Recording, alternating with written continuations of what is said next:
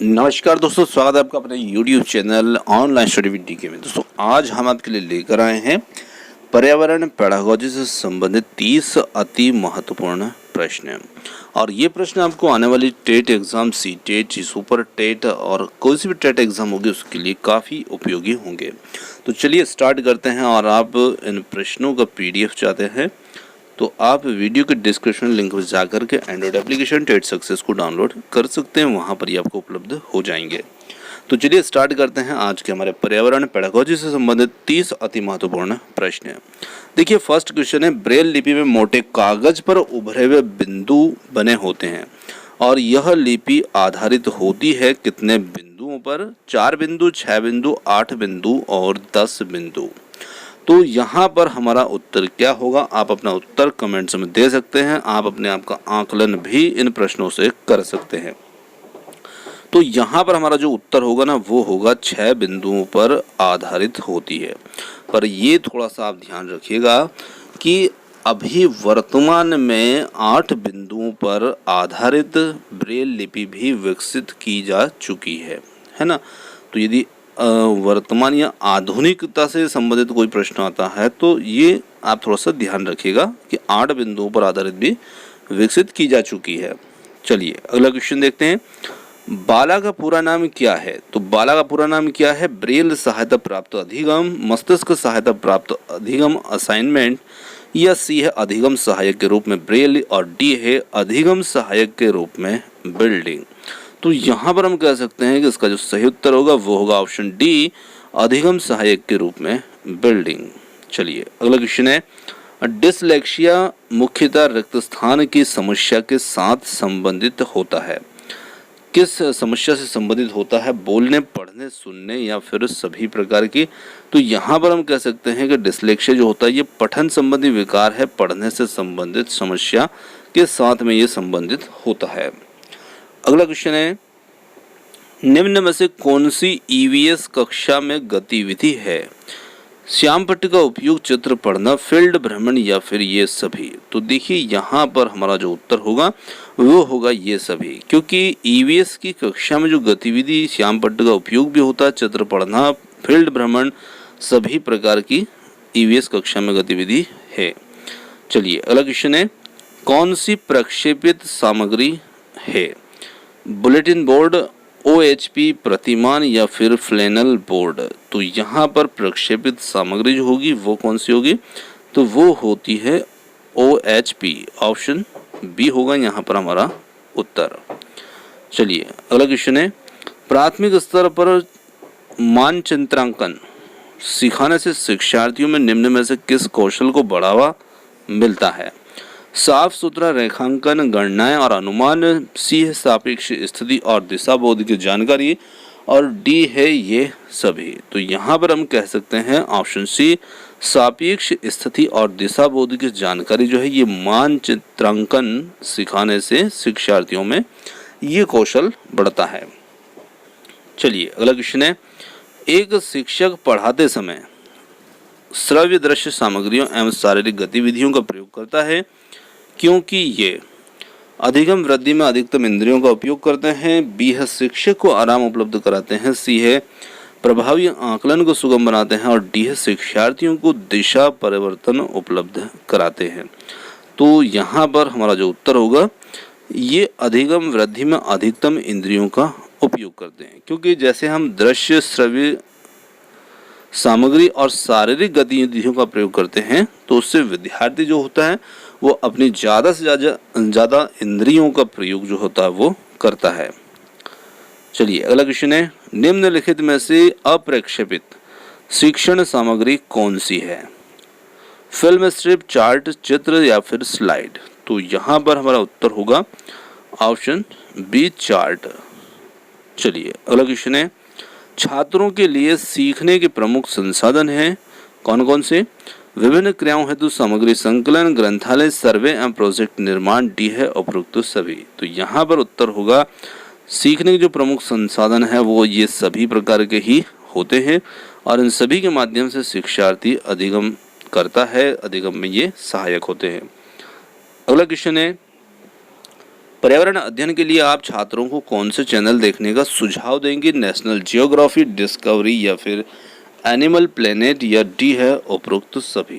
तो यहाँ पर हम कह सकते हैं कि पर्यावरण अध्ययन के लिए हम बात कर रहे हैं और पर्यावरण अध्ययन से संबंधित जानकारी जो है वो इन सभी चैनलों पर उपलब्ध होती है। तो यहाँ पर हम कह सकते हैं कि उपरोक्त सभी प्रकार के ही चैनल देखने का सुझाव हम देंगे।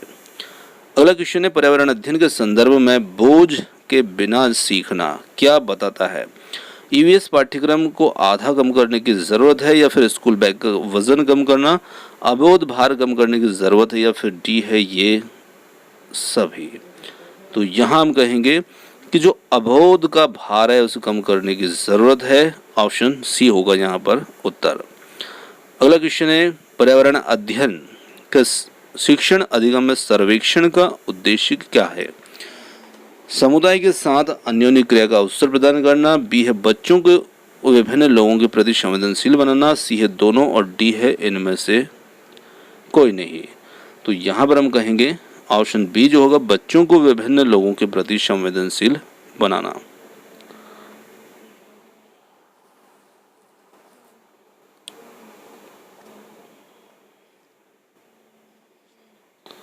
चलिए अगला क्वेश्चन है,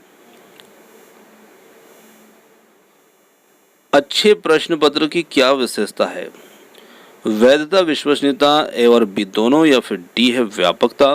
तो यहाँ पर हम कहेंगे सी होगा ए और बी दोनों। चलिए, शिक्षार्थियों का आकलन करते समय पर्यावरण अध्ययन की शिक्षिका को निम्नलिखित में से क्या नहीं करना चाहिए? बच्चों के कार्यों को केवल कुछ पक्षों पर ध्यान केंद्रित करना, बी है बच्चों के पूर्व आकलन के साथ तुलना करनी और सी है ए और बी दोनों और डी है कोई नहीं। तो यहाँ पर हम कहेंगे ऑप्शन ए बच्चों के कार्यों के केवल कुछ पक्षों पर ध्यान केंद्रित करना। अगला क्वेश्चन है, प्राथमिक स्तर पर पर्यावरण अध्ययन के आकलन में निम्नलिखित में से कौन सा एक संकेतक उपयुक्त नहीं है? स्मरण रखना, प्रश्न पूछना, न्याय और समानता के प्रति चिंता और डी है सहयोग। तो यहाँ पर हमारा उत्तर जो होगा न्याय और समानता के प्रति चिंता, ऑप्शन सी। अगला क्वेश्चन है, कक्षा 5 के शिक्षार्थियों में जिज्ञासा जागृत करने का निम्न में से सबसे प्रभावित तरीका कौन सा है? गहन जांच परक और कल्पना परक प्रश्न पूछना, बी है अधिक हस्तपरक अनुभव प्रदान करना, सी है ए बी दोनों और डी है कोई नहीं। तो यहाँ पर हम कहेंगे हमारा जो उत्तर होगा वो होगा गहन जांच परक और कल्पना परक प्रश्न पूछना, ऑप्शन ए। चलिए अगला क्वेश्चन है, सतत और व्यापक मूल्यांकन क्यों आवश्यक है? परीक्षा प्रणाली को महत्व देने हेतु या फिर निरंतर मूल्यांकन होते रहने से शिक्षार्थियों में परीक्षा का अनावश्यक जो भय होता है वो नहीं होता है, सी है ए और बी दोनों और डी है कोई नहीं। तो यहाँ पर हम कह सकते हैं कि हमारा जो उत्तर होगा निरंतर मूल्यांकन होते रहने से शिक्षार्थियों में परीक्षा का अनावश्यक भय नहीं होता है, ऑप्शन बी। अगला क्वेश्चन है, प्राथमिक स्तर पर बच्चे को आकलन करने का सर्वश्रेष्ठ तरीका है रिक्त स्थान का प्रयोग करना, गृह कार्य, योगात्मक कार्य, पोर्टफोलियो या फिर आवधिक परीक्षाएं। तो यहाँ पर हम कह सकते हैं पोर्टफोलियो, ऑप्शन सी होगा हमारा उत्तर, क्योंकि पोर्टफोलियो जो होता है इसमें बच्चे के सभी प्रकार के जो गतिविधि संबंधित शैक्षिक शैक्षिक सभी प्रकार के रिकॉर्ड इसमें रखे जाते हैं और इसका जब हम आकलन कर लेते हैं तो बच्चे के बारे में बहुत सी जानकारी हमें मिल जाती है। अगला क्वेश्चन है, प्राथमिक स्तर पर पर्यावरण अध्ययन में रचनात्मक आकलन को रिक्त स्थान को शामिल नहीं करता है। शिक्षार्थियों की ग्रेडिंग और रैंकिंग, बी है शिक्षण में कमियों की पहचान, सी है ए बी दोनों और डी है कोई नहीं। तो यहाँ पर हम कहेंगे शिक्षार्थियों की ग्रेडिंग और रैंकिंग, ऑप्शन ए। अगला क्वेश्चन है, पर्यावरण अध्ययन की पाठ्य पुस्तकों में अभ्यास एवं गतिविधियों को रिक्त स्थान उपलब्ध कराना चाहिए। इकाई के अंत में, प्रकरणों में अंतर्निर्मित, सी है पाठ के अंत में और डी है पुस्तक में अलग अलग। तो यहाँ पर हम कहेंगे कि प्रकरणों में अंतर्निर्मित होना चाहिए अभ्यास और गतिविधियाँ। चलिए अगला क्वेश्चन है,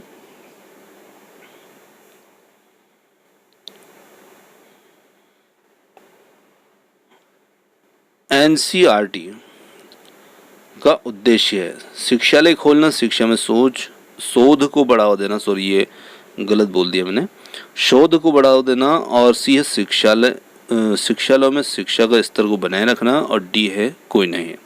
तो यहाँ पर हमारा उत्तर होगा ऑप्शन सी। चलिए अगला क्वेश्चन है, अपने पर्यावरण की स्वच्छता और शुद्धता का मूल्यांकन करना प्रमुख उद्देश्य है। संज्ञानात्मक क्षेत्र का, भावनात्मक क्षेत्र का, सी है मनोकार्यात्मक क्षेत्र का, और डी है उपरोक्त में से कोई नहीं। तो यहाँ पर हमारा उत्तर जो होगा वो होगा ऑप्शन बी, भावनात्मक क्षेत्र का। ज्ञान निर्माण में निम्न में से किसकी आवश्यकता होती है? अनुभव, अवधारणा, सत्यापन, या फिर डी है सभी की। तो यहाँ पर कहेंगे सभी की। चलिए अगला क्वेश्चन है, एक अच्छे परीक्षण की कौन सी विशेषता नहीं है? वैधता, उत्तीर्ण करना, विश्वसनीयता, और डी है ये सभी। तो यहाँ पर उत्तर होगा बी, उत्तीर्ण करना। अगला क्वेश्चन है, छात्रों में रटने की प्रवृत्ति रोकने हेतु कैसे प्रश्न पूछने चाहिए? वस्तुनिष्ठ, लघुत्तरी, दीर्घोत्तरी, या फिर निबंधात्मक। तो यहाँ पर हम कहेंगे कि रटने की प्रवृत्ति जो होती है ना वो रोकी जा सकती है वस्तुनिष्ठ प्रश्न पूछ करके, ऑप्शन ए। अगला क्वेश्चन है, समस्याग्रस्त बालक का पता लगाने की विधि कौन सी है? केस स्टडी, सेमिनार, दोनों, या फिर कोई नहीं। तो यहाँ पर हम कह सकते हैं केस स्टडी, ऑप्शन ए। अगला क्वेश्चन है, वैकल्पिक ढांचे का क्या अर्थ है? विचार जो अवधारणाओं के औपचारिक रूप से स्वीकृत स्पष्टीकरण से अलग, और बी है विभिन्न भौतिक घटनाओं का पाठ्यपुस्तक स्पष्टीकरण, सी है ए बी दोनों, और डी है कोई नहीं। तो यहाँ पर हमारा उत्तर जो होगा ऑप्शन ए, विचार जो अवधारणाओं के औपचारिक रूप से स्वीकृत स्पष्टीकरण से अलग। अगला क्वेश्चन है, राष्ट्रीय पाठ्यचर्या की रूपरेखा 2005 के अनुसार निम्न में से कौन सी एक पर्यावरण अध्ययन विषय वस्तु थीम है? सौरमंडल, भोजन, मौसम, या फिर ऊर्जा। तो यहाँ पर हमारा उत्तर होगा भोजन। अगला क्वेश्चन है, पर्यावरण अध्ययन की प्रकृति निम्न में से निम्न का समर्थन नहीं करती है? बच्चे कम गलतियां करें, बी है बच्चे बहुत से प्रश्न पूछें, सी है ए बी दोनों, और डी है कोई नहीं। तो यहाँ पर हमारा जो उत्तर है समर्थन नहीं करती है, तो बच्चे कम गलतियां करें इस बात का समर्थन नहीं करती है। चलिए अगला क्वेश्चन है, अंकों के आधार पर किस पाठ्यक्रम विषय वस्तु की परीक्षा नहीं की जा सकती है?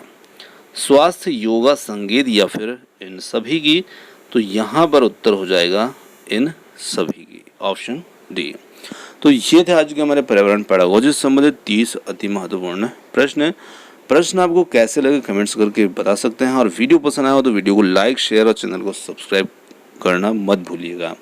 आपने हमें इतनी देर सुना उसके लिए बहुत बहुत धन्यवाद। थैंक यू सो मच, और जल्द ही मिलते हैं एक और नए किसी वीडियो, नए किसी टॉपिक के साथ।